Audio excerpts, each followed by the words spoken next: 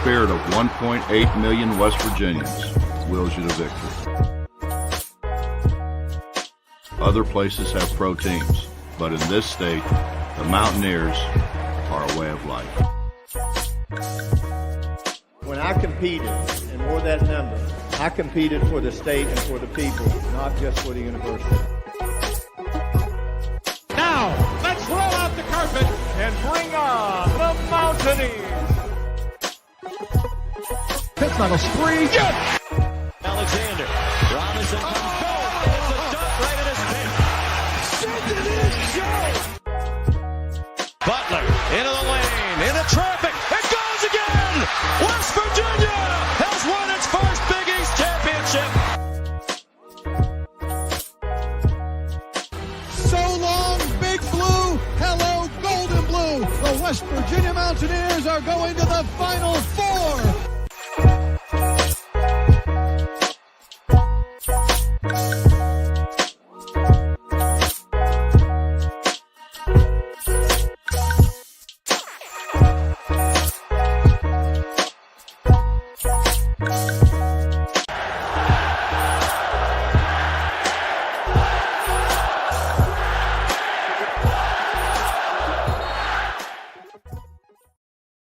What's going on, Mountaineer Nation? Welcome into the CRW Hoops post-game show here for the WVU basketball game against Xavier here on the Country Roads webcast. As always, I'm Jordan Cruz. And unfortunately, West Virginia was not able to secure the victory, had a strong first half, second half, good as well up until about the final 5-6 minutes of the game. West Virginia kind of lost it there, and ultimately it ends up in a 10-point win for the Xavier Musketeers, 84-74. Over the Mountaineers to drop the Mountaineers to 6-2 in the 2022-2023 season currently, unfortunately. We'll dive in on some of the numbers here momentarily, but of course, as always, here in these post-game shows, really want to encourage you guys to drop your thoughts on the game, questions, concerns have, on this game specifically moving forward in the basketball season. Whatever you got there, of course, as always, drop it in the chat. And while you're in here, do us a favor, if you're on the YouTube channel, drop us a like if you're watching this live or on the playback. Helps this video's performance, helps future videos performances as well. Hit the subscribe button if you haven't already. Helps us, helps you, helps get more of this Mountaineer sports content out to Mountaineer Nation. Got Kenny in here. What's going on, Kenny? I like the hoops channel, Mountaineer Lair Hoops. He says they fell apart. Indeed. Let's talk about that collapse, I guess you could call it a little bit there. West Virginia, shot the ball really well in the first half. I know at one point in the second half even, they were 9 of 12 from three-point range and ended up 9 of 19. So West Virginia, missing their last 7 three-point shots. I know they also missed 11 out of their last 12 field goal attempts. So really going cold at the worst possible time and then not being able to stop Xavier at the worst possible time as well. I think the final 5 minutes, were really hurtful to West Virginia. I think it was 70-70 with about 5.5 to go. And then from then on, outscored 14-4 by Xavier. So, some of the problems we've seen from West Virginia kind of reared their head at the worst possible point, that being the scoring drought that we've seen, happening at times this season. I thought, to me, what really hurt West Virginia, though, was, rebounding. I think, what was the advantage here? Let me see if I can pull up that stat. It may not have been that big of an advantage. Yeah, 6-point advantage for Xavier. So not too big of a discrepancy, but still, I would love to see the Mountaineers do play better than that. And I think I was more specifically getting into it, just disappointed with kind of the backup big men for the Mountaineers, because looking at the numbers, Mo Waggy, Josiah Harris, and James Okonkwo, between those three, you get 1 rebound and 3 fouls, and that's it. Zeros across the board. No field goal attempts, no assists, no blocks. I mean, and you can't just have 3 of them getting only 1 rebound. That's hurting. I mean, Jimmy Big really stepped up, I think, played his best game as a Mountaineer, 5 of 5 from the field, also hit all his free throws, 12.6 boards. Trey Mitchell, a bit of a mixed bag, got into foul trouble in the second half. I think that hurt West Virginia as well. Mitchell and Stevenson both being in foul trouble. Stevenson started off the first half super hot, 14 points, and then only ends up with 2 in the second half, and he sat a lot of that second half, so it may have taken him out of his rhythm, and he came in and, just didn't seem the same, only scoring 2. Still finished as the Mountaineers' leading scorer with those 16 points, though.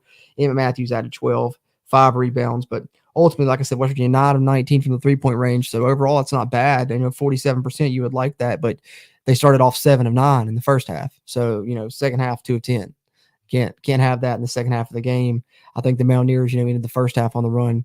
Xavier into the second half, the end of the game on a run, and you would love to see those flip-flopped and the Mountaineers do a little bit better job. And they need to do a little bit better job defensively, I think. Xavier just seemed to be hitting a lot, especially in that second half.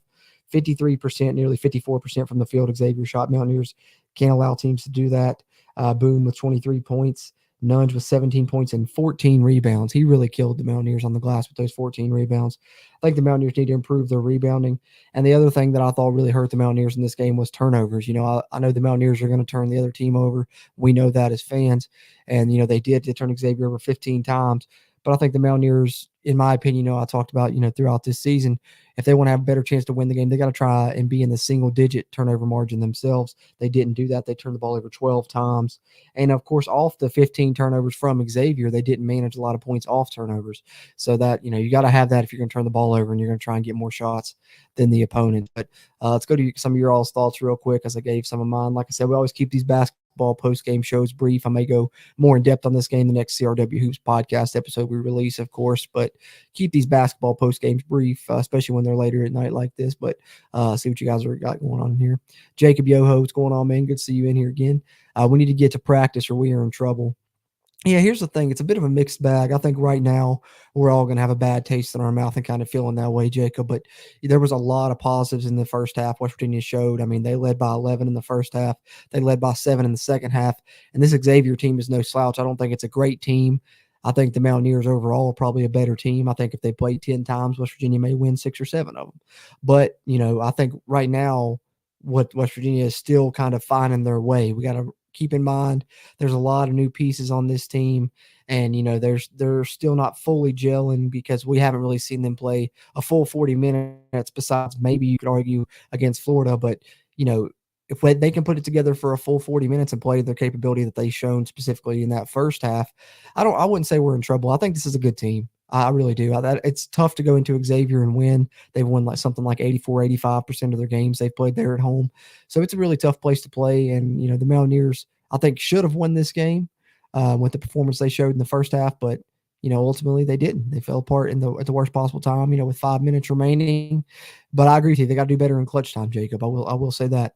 Mountaineer Hoops here. Kenny asks, did Jose Perez play tonight? No, no Jose Perez yet. They're hoping to have him by the time conference play starts. So maybe into this month, early next month, I'm thinking, Kenny. But they're literally just waiting on he's here. He's at West Virginia. They're just waiting on the NCAA to get back to them and clear him so then he can start practicing and start playing. But, that's going to make a difference for the Mountaineers as well, I think, hopefully. Eric Cruz says we were good till the last 3 minutes of the game. Rushed offense too much at this time too. Yeah, I don't know what happened there late. It fell apart. They couldn't hit the shots, and then they weren't running through the offense. Like you said, it's like they kind of got not necessarily playing hero ball, I would say, but definitely felt like they were feeling the pressure a little bit of being behind, and then ultimately not doing the things they were doing that got them into a good position in the game. Then trying to force some things definitely hurt them. I agree. Still think we will mesh more when we play together. The more we play together, he says. Everybody is a little unsure of what the others do in patience. Yeah, exactly. A lot of new pieces. A lot of new pieces indeed. We got Luke Barton here as well. What's going on, Luke? Good to see you as always. He says, disappointed just not playing as a whole in the second half. Too much trying to play one-on-one. Just my opinion. True road game. Yeah, and I think it's your first, I don't want to say your first true test of a road game, but let's be honest. Pitt's not that good, and Pitt was missing a couple of their top players in that one. So this is kind of your first true road game test. And Xavier, like I said, is a very tough test to have for that, first true road game with all the new pieces that West Virginia has that they're trying to break in this season. But like I said, Xavier's won, over 80% of their games there, that in that stadium they've been playing in for, 30 years now, I think it is. But I agree, trying to play a little bit too much one-on-one in the second half, not really running through the offense, specifically, like you said, those final, few minutes there once they got down and Xavier was, trying to extend that lead to West Virginia, I think, panicked a little bit, and you saw that offensively hurt the Mountaineers. Truman Worthington, what's going on, man? Tell two halves, played a good, well-coached and experienced team in a hostile environment and still looked to be the better team the majority of the game. Need to get more from those backup big men. Yeah, absolutely, 100% agree. That's the one thing that stuck out to me, throughout the game, I didn't hear their names called a lot. I didn't watch the game. I actually listened to it, but I didn't hear their names called a lot. Then when I got a chance to look at the box score at the end there, seeing that Waggy, Okonkwo, and Josiah Harris, I think they all each played like 5 minutes, and no stats in between any of them. I think Okonkwo had 1 rebound, and that was the only way that the other ones were even on the box score was because of personal fouls. And you can't have offers from those backup big men, especially when you're facing a team with a 7-footer like Xavier had with Nunge. Your big man's probably going to get into some foul trouble battling with him down low. I think Bell again had 4 fouls. And so you're going to have to rely on some of those reserve players, Mitchell and Bell, both in foul trouble, in this game. And, when you have that throughout the season, Waggy and these guys are going to have to really step up. And, yeah, they were almost a no-show tonight. I agree with you there, Truman. That one hurt West Virginia. So hopefully they, realize that, learn from it, come back and step up big in the coming home stretch coming up for the Mountaineers here starting Wednesday against Navy, I believe it is. But, yeah, I'd agree, though, too, with your point there. It looked to be the better team the majority of the game. Yeah, I think West Virginia led this game for nearly 30 out of the 40 minutes, if I'm not mistaken. Like I said, big lead in the first half, up to 11, and then in the second half, even had a 7-point lead at one time. So I'd agree. I thought for a long period of the game, West Virginia was the better team. And I thought going into the game, if you watched our preview show, I even predicted, an 8 to 10 point win for West Virginia. I thought they would be able to do that. And, at times it looked like they would, but I think late in the game, as much as their offense let them down with the scoring drought, they also let themselves down defensively a little bit, and I thought they would do a bit better job defensively in the second half. Xavier was red hot, over 60% from the field, I believe, in the second half, if I'm not mistaken. Mountaineer Larry Hoop says, yes, they got to regroup and get after it and do what they do and have fun. Yeah, exactly. I'd 100% agree with that statement. Unfortunately, I'm going to throw the final score up here for you guys one more time. Get out here before a couple more minutes, but appreciate you guys tuning in here. Of course, live streaming this on the Country Roads webcast, Facebook, YouTube, and Twitch pages. Appreciate you guys tuning in onto any one of the 3 that you tune in on here. Try and keep these basketball post games shows 15 to 20 minutes as much as I possibly can. But having said that, you guys go ahead, drop any final thoughts. You got any final questions, comments, concerns in regards to this loss to Xavier to unfortunately drop the Mountaineers 2-2 on the 2022-2023 West Virginia basketball season. But I think ultimately there's still a lot to be positive about with this team moving forward. A lot of bright spots and a lot of potential, I guess you could say.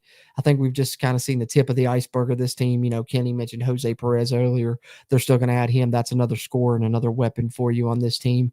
And I think we're still waiting on, some of these pieces to gel. Mo Waggy, who we mentioned earlier, and the backup big men who kind of let West Virginia down tonight.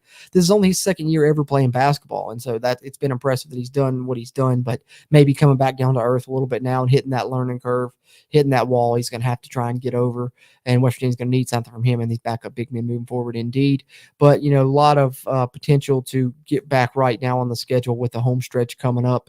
And before you get into the heat of conference play, we're going to have a lot of tough matchups like this one against Xavier. So I think it's a good learning experience for the Mountaineers because they're going to play some tough environments in the Big 12 that are very similar to this one at Xavier. And the Mountaineers now kind of got their feet wet with it. Unfortunately, didn't come out on the winning side as they fell 84-74. But moving forward, I'm looking for positive things from the Mountaineers in the 2022-2023 season. Let's see if you guys got anything left here. He says, I say let's wait and see what Jose Perez has to offer. Mountaineer Hoops adding there. Yeah, I'd agree. I think Jose Perez can really add something to this team, and that's maybe something that they're missing is, like a third scorer they can go to in game situations, because I think Stevenson was hot, but then when he went cold, the Mountaineers maybe wanted to go to Mitchell, but he was in foul trouble. And so the Mountaineers may be kind of missing that third guy they can rely on, because it's been different people at times throughout this season. I know Jimmy Bell was doing some good things, but talking about guys that can, create their own shot off the dribble and things like that, Jose Perez is going to definitely give you another weapon in that aspect. And I think you could really use that because right now the Mountaineers seem like they just only have a couple, but then they have another guy, crew of guys that, night in and night out could be different ones that can score. We've seen Toussaint do it at times. We've seen Emmett Matthews have good games. And, I think if we're talking about things that hurt West Virginia, though, when we talked about the backup big men, Another thing, Toussaint, I thought, didn't have one of his better performances that we've seen. He did do some good things. I know he hit one big time three for West Virginia, but his floater that he usually hits wasn't going, and, a couple turnovers, but, turnovers really hurt the Mountaineers in general. Don't want to pin that all on him or anything, but, hopefully I think you got to get more out of those bench guys in general. We talked about the backup big man, but Toussaint as well, going to have to give you a little bit more of a scoring spark. He was doing some good things, dishing the ball out tonight, at least in the first half, though. West by God 304. Appreciate you tuning in. Don't think I've seen you in here before. Hopefully you come back. Hit us with a subscription if you haven't already. Ton of Mountaineer sports content. Looks like you're a big West Virginia fan. He says, just gave up late when it mattered most. One win away from breaking the top 25 for the first time in a while. Why am I not surprised? It's the Mountaineer way. I shouldn't be surprised. Yeah, unfortunately, that's how it is. Life is a WVU fan, right? Get right there close and then get knocked back down a couple pegs. Yeah, we should be used to it right now, but, we'll come back like a scorned lover. But yeah, one win away from the top 25, I'd agree with. I think somebody, it might have been Blue Hawk, commented on our preview and said when he thought we'd be in the top 25. And I said, I agree, win and you're in. Unfortunately, the Mountaineers don't. So it's going to be a little bit further away from them getting into that top 25. But I think it's coming here in the next couple weeks. West Virginia will crack that top 25. So I feel you, West by God 34. It's disappointing because it felt like West Virginia was the better team for a large part of the night. But hey, future's still bright for this team, I think. Future's still bright. Luke Bart says, just work on the defensive ball screens. A lot of easy layups, but they'll get it together. Have a good night, y'all. Go Mountaineers. Indeed, Luke, go Mountaineers. Hope you have a good night as well, brother. But yeah, the ball screens kind of hurt West Virginia a lot. And also I thought transition defense, West Virginia going to have to do a better job of that. Specifically, the big man, the 7-footer Nunge for Xavier, kept beaten. I know I can think of at least 2 times off the top of my head that he just beat the Mountaineers down the floor all by himself and got an uncontested layup. So I think, ball screen defense, definitely transition defense as well. Eric Cruz says, Bell played a good game. Like to see Matthews a little bit more consistent. Yes, the other bigs were invisible tonight. Yeah, that hurt West Virginia. But hey, shout out to Jimmy Bell. He's come a long way in just a few short games here. The 8th game of the season, and he already looks almost like a completely different player than he did in game 1. He's really been able to score down there on the block. And I think if he's continuing to be able to do that, the Mountaineers can have that inside out threat, because we know they have the outside threat with, Trey Mitchell shooting ability, Eric Stevens shooting ability, and go on down the list. And then they have some guys that can attack off the dribble. But if you can feed Bell on the post consistently and he can score like he did tonight, 100% from the field, and of course 100% on the free throw line, which he's done a good job improving his free throw shooting as well, that's going to be a great advantage for the Mountaineers. So I think the biggest bright spot to come out of the night was Jimmy Bell. Definitely played a great game. I would agree. Plus got to guard the perimeter. Mountaineer Hoops said, yeah, 3-point defense needs to improve a little bit. Certainly. Has been good at times this season. This game more of a big mixed bag. And I think defensively in the second half, I don't know if they weren't contesting shots good enough. Like I said, I was just going by ear because I didn't get to watch this one. But I know that Xavier shot over 60% in the second half. So got to do some better on ball defense, I would agree. Dustin Reed says Xavier is a good team, not a bad loss. They just got cold there at the end. This is one of the better WVU teams I've seen in a while. Should be a fun season. Completely agree with everything you said. Xavier is a good team. I think that's why everybody was hungry for this win. Would have been really good for seeding come tournament time, especially in a true road game. Got excited in the first half when West Virginia got up, but indeed, definitely not a bad loss. Losing to a tough Xavier team, who I think will be, of course, a tournament team as well as the Mountaineers will be, because like you said, one of the better WVU teams I've seen in a while, certainly better than the past couple seasons. I'd agree with that. And I think they have a ton of potential, a lot of potential. And I think Huggins sees that. I think that's why he's kind of being so critical and hard on this club, because I think he sees a lot of potential in this team. Like I said, we've even heard him compare Trey Mitchell to Deshaun Butler from his own mouth, something I never thought I'd hear. And I think he even at one point, said something, I'm paraphrasing here, obviously, but he said he told this team they can be, a fringe tournament team, or they could be, a Final Four run team. And I think they do have the capabilities of a team that, if they make the big dance, can do some damage. And I think they're going to do some damage in the Big 12 conference moving forward. But they got to turn things around, starting with this home stretch coming up. I believe it's Wednesday. They play Navy. We'll try and maybe get a CRW Hoops preview episode out before that one and talk a little bit further about this one. Going to get out here, though, before too much longer, getting late in the night here on this Saturday night, but I know people probably want to go watch some of these final conference championship games on this, final college football Saturday before bowl season, final regular season Saturday, but also means we're going to have more of these college basketball Saturdays. So I'll be back for more of these WVU basketball post-game shows and, of course, CRW Hoops podcasts releasing weekly throughout the season. And we'll have more Mountaineer football content as well over on the Country Roads Webcast YouTube page. So if you're watching this on the Country Roads Webcast Facebook or Twitch, be sure and hop over to the Country Roads Webcast YouTube, where you get pre-recorded videos instead of just these live streams that you'll find on Facebook and Twitch. But appreciate everyone that's tuned in here to our post-game show. We'll be back with the post-game show for the game against Navy on Wednesday. Having said that, as always, I'm Jordan Cruz. And until next time, let's go Mountaineers.